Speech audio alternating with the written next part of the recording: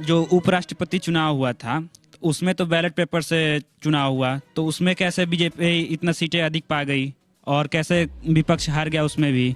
हम ये एसआईआर के मुद्दे को लेके सर्वोच्च न्यायालय पे सवाल उठा रहे हैं। सर्वोच्च न्यायालय पे सवाल नहीं है, लोकतंत्र पे सवाल उठा रहे हैं। विपक्ष के पास सिर्फ आरोप है, सबूत क्यों नहीं है? सबूत है तो वो सुप्रीम कोर्ट क्यों नहीं जाता? मैं उत्तर देता हूँ अंजना जी। अरे माइक के बिना आवाज नहीं आएगी, बच्चों को क्यों डांट रहे आलोक जी? डांटेंगे सबको डांटेंगे। एसएससी यूपीएससी पे कब्जा करके बैठे, रूढ़ियों की ताली से आपको रोजगार मिलता हो तो जरूर बचाइए।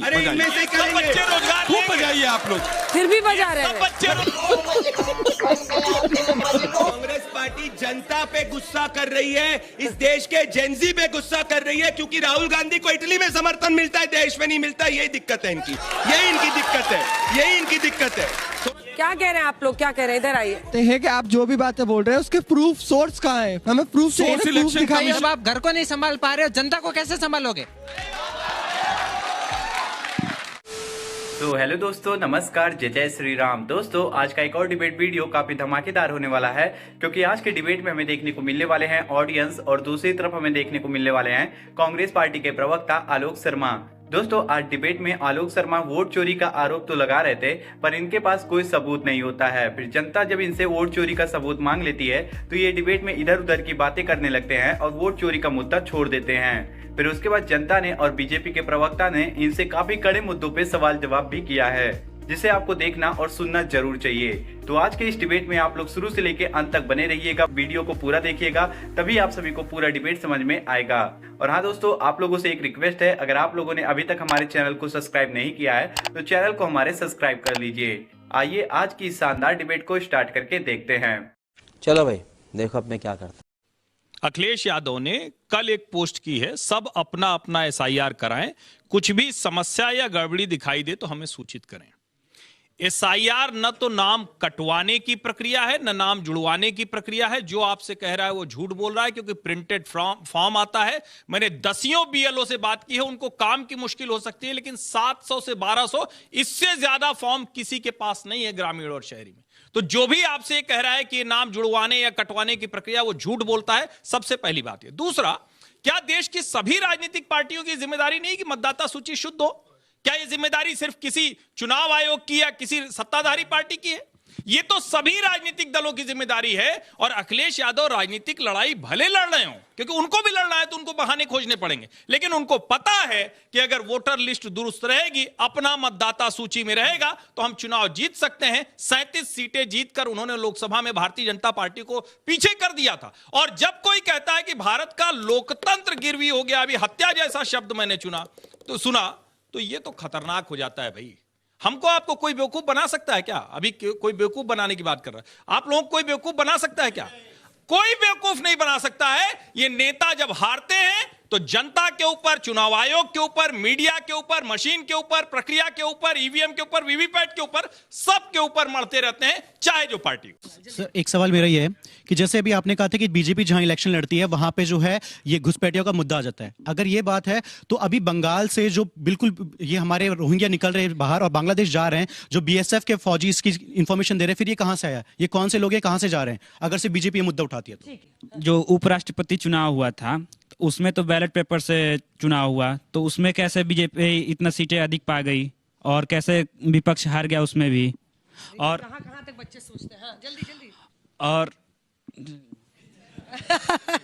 मैं दो सवाल हैं इनके, दोनों के उत्तर। बंगाल से हूँ, तो मेरा सवाल ये है कि जहाँ मैं रहती हूँ वहाँ पे इतने बांग्लादेशी रहते हैं, तो बंगाल से बांग्लादेशी को निकाला क्यों नहीं जा रहा है? अभी तक क्यों है वो बांग्लादेशी? आइए जल्दी आइए। आ रही हूँ।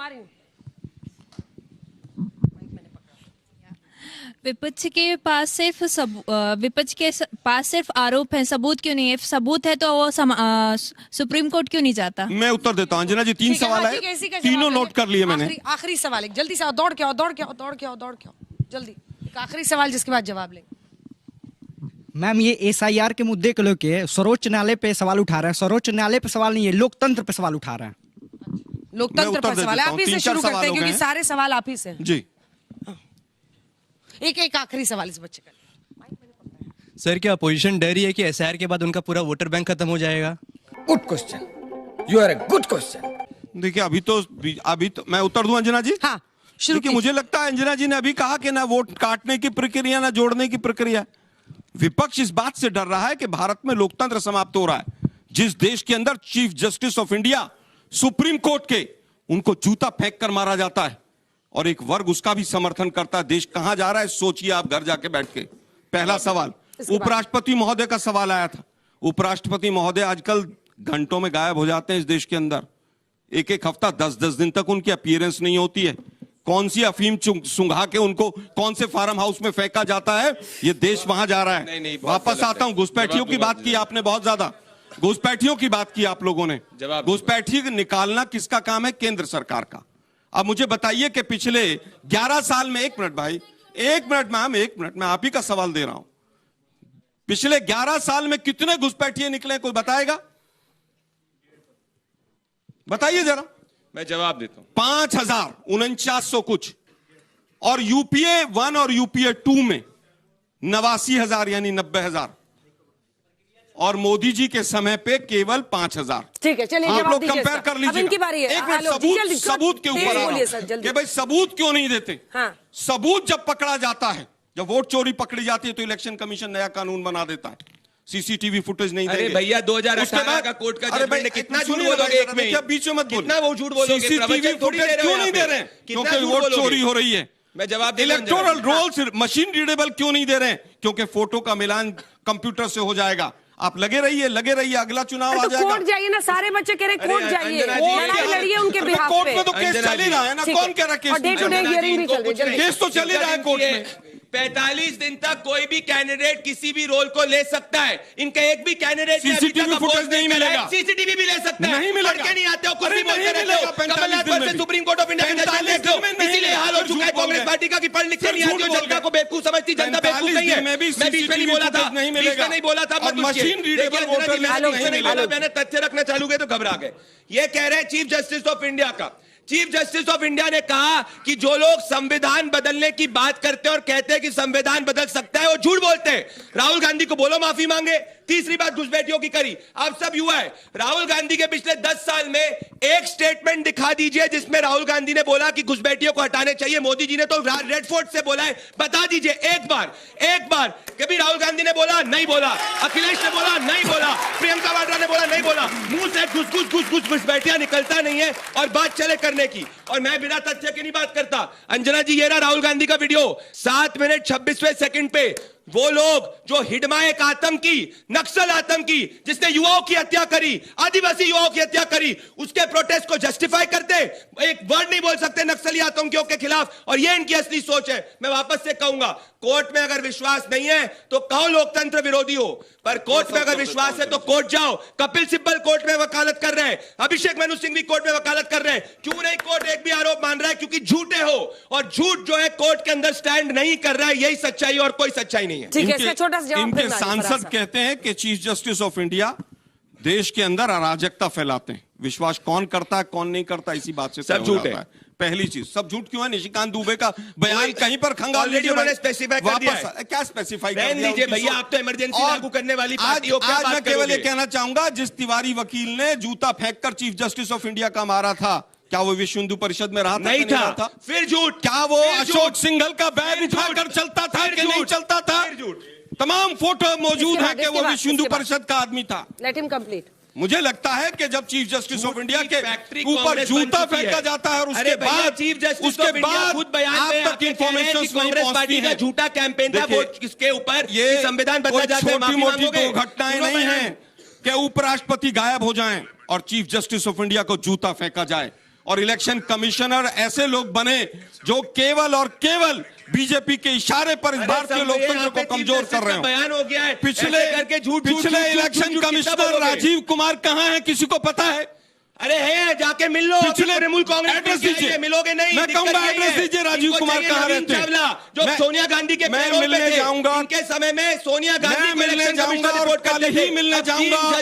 और इनमें से साथियों में से जो मेरे साथ मिलने आना चाहे, राजीव कुमार का एड्रेस दीजिए, कहां रहते हैं? अच्छा चाहते हो जैसे प्रियंका अरे वाड्रा बताइए ने ना कहा भाई। कि धमकाई दो। अरे भाई जैसे बताइए प्रियंका ना वाड्रा भाई। ने कहा कि इलेक्शन ऑफिसर्स को छोड़ना थोड़े मत। दिन के एक बाद ये व्यक्ति ज्ञानेश आया। कुमार ये लोगों गुप्ता ने भी अपनी देश मानसिकता छोड़कर expose कर भागता दी है। हुआ नजर ये आएगा लोगों के पास एक या तथ्य तिहाड़ नहीं है, में जाएगा। एक आर्गुमेंट नहीं है क्योंकि राजीव कुमार कहाँ है नहीं पता, उपराष्ट्रपति कहाँ है नहीं पता है, चीफ जस्टिस ऑफ इंडिया को जूता मारा जाएगा, लेकिन अंजना जी, जिम्मेदार राहुल गांधी। गजब है भाई, क्या सोच हो गई है देश की। सबसे जरूरी बात समझने की है, ये बिल्कुल रिलेटेबल नहीं था जो जूता मारने वाला एसआईआर के बीच में आया। इससे समझ में आता है सुप्रीम कांग्रेस कोर्ट के में क्या प्रवक्ता चल का रहा है, ये संकट बता क्या रहा हूं मैं आपको। सर आपके बीच में मैं नहीं बोला, मैं भद्रता बता रहा हूं मत आपको कीजिए। मैं। आपके बीच में नहीं बोला मैं।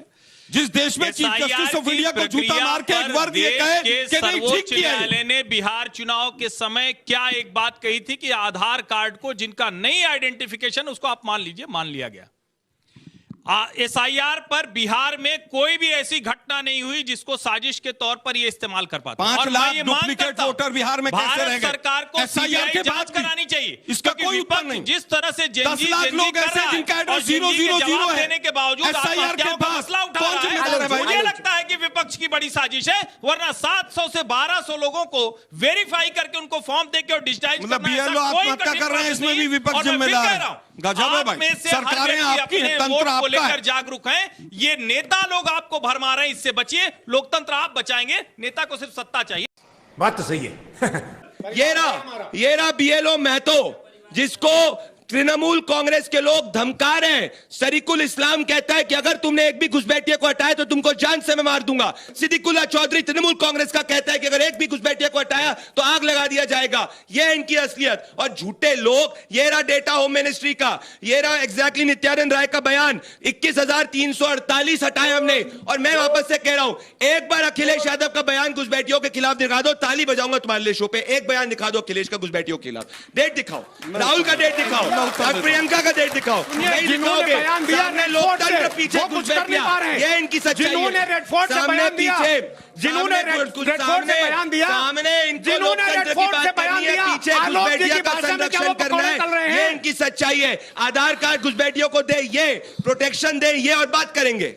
विपक्ष इतना मजबूत है कि घुसपैठियों को प्रोटेक्शन दे देता है। हाँ, इनकी देता है सरकार बंगाल में। इतनी कमजोर है कि उनको निकाल नहीं सकती है। आलोक जी, आप एकदम सही सवाल है।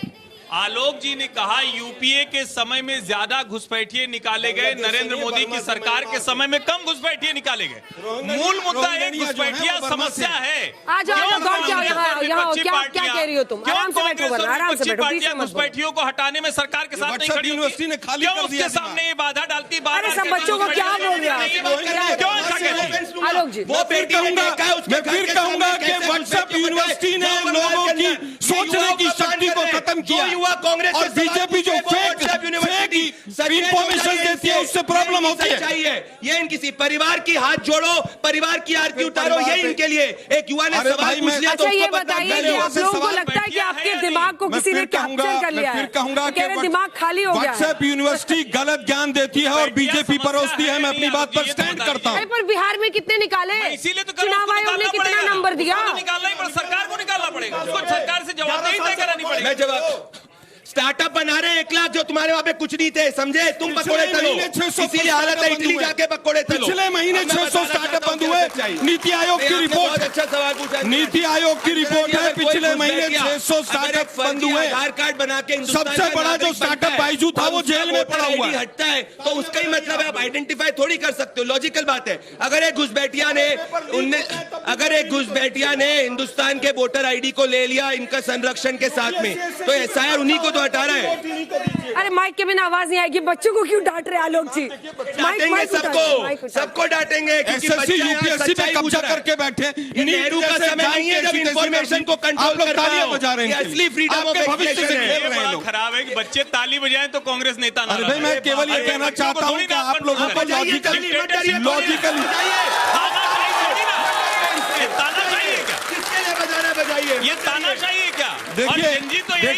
देखिए स्टूडियो की तालियों से अगर आपको रोजगार, स्टूडियो की ताली से आपको रोजगार मिलता हो तो जरूर बचाइए, खूब बजाइए आप लोग। फिर भी बजा रहे हैं। सवाल क्रेडिबिलिटी का है। रोहिंग्यानी औरत दो बच्चों से पूछा रोहिंग्या कौन से देश से, उनको उत्तर नहीं पता। तालियां बजाइए आप खूब। इतना गुस्सा आज कांग्रेस पार्टी जनता पे गुस्सा कर रही है, इस देश के जेंजी पे गुस्सा कर रही है, क्योंकि राहुल गांधी को इटली में समर्थन मिलता है, देश में नहीं मिलता। यही दिक्कत है इनकी, यही इनकी दिक्कत है, यही इनकी दिक्कत है।